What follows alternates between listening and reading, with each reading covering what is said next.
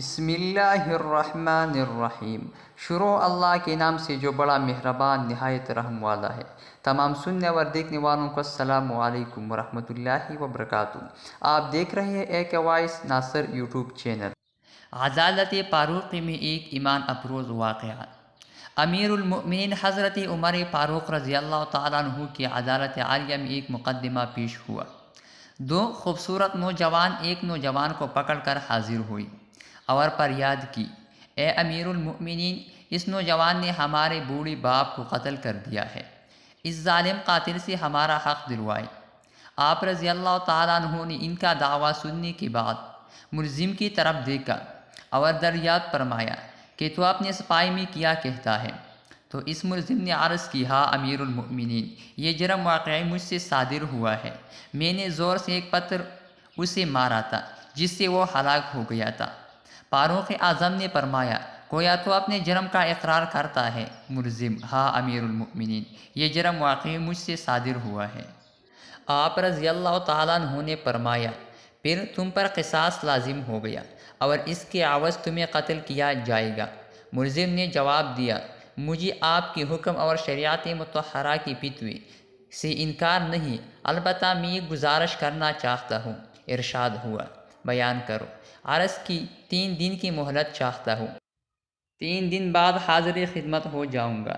عظیم قائد نے کچھ دیر سر جھکا کر سوچا، غور کرنے کے بعد سر اوپر اٹھایا اور فرمایا، اچھا کون ضامن ہوگا تمہارا کہ تم واقعی وعدہ کو ایفا کرنے کے لیے تیسرے دن وہ عدالت عالیہ میں حاضر ہو کر خون کا بدلہ خون سے دو گے؟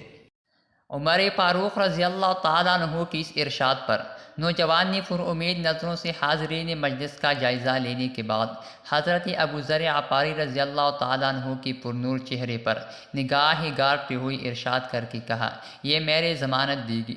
خلیفۃ الرسول جناب عمر رضی اللہ تعالیٰ عنہ نے حضرت ابوذر غفاری رضی اللہ تعالیٰ عنہ سے دریافت فرمایا، کیا آپ اس کی ضامن بننے کے لیے تیار ہیں؟ تو حضرت ابوذر غفاری رضی اللہ تعالیٰ عنہ نے کہا، بے شک میں ضمانت دیتا ہوں کہ یہ نوجوان 3 دن بعد تکمیل قصاص کے لیے عدالت میں حاضر ہو جائے گا۔ چنانچہ جلیل القدر صحابی رسول حضرت ابوذر غفاری رضی اللہ تعالیٰ عنہ کی ضمانت کے بعد ملزم کو چھوڑ دیا گیا۔ 2 دن گزر گئی اور تیسرا دن آ گیا۔ جلیل القدر صحابہ کرام رضوان اللہ علیہم اجمعین اور مشیران خلافت دربار میں جمع ہوئی۔ دونوں مدعی بھی آ گئی۔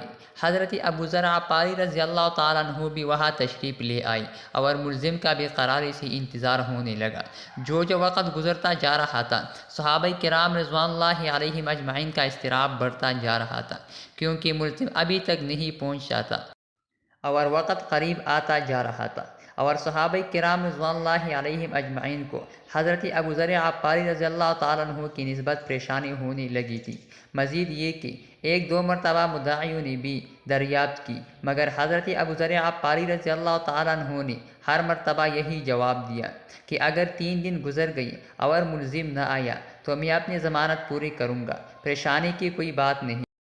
جب حاضرین پریشانی کی انتہا پر پہنچ گئی اور دہلا دینے والے انجام کے تصور سے سہم گئی کہ اچانک ایک طرف سے ملزم دربار میں حاضر ہوا۔ اس کا جسم پسینے سے شرابور تھا، چہرے پر گرد جم چکی تھی، مسلسل بھاگنے سے اس کی سانس پھول گئی تھی۔ اس نے آتے ہی سلام کی اور عرض کیا کہ اللہ تعالیٰ کا جو حکم ہے بجا لایا جائے۔ آپ رضی اللہ تعالیٰ عنہ کی دریافت کرنے پر ملزم نے بتایا کہ میں ایک امانت والے کی امانت اس کو سپر کرنے گیا تھا۔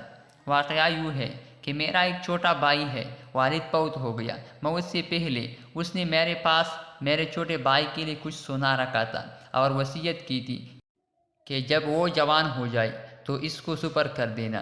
میں وہ سونا ایک جگہ پر رکھا آیا تھا جس کا مجھے ہی علم تھا، اس لیے میں وہ سونا اس کو سپر کرنے گیا تھا۔ الحمدللہ میں نے امانت اس کی سپر کر دی جس کے وہ حقدار تھی۔ امیر المؤمنین حضرت عمر فاروق رضی اللہ تعالیٰ عنہ نے ابوذر غفاری رضی اللہ تعالیٰ عنہ سے پوچھا کہ آپ نے ضمانت کیوں دی تھی؟ کیا یہ آپ کا واقف تھا؟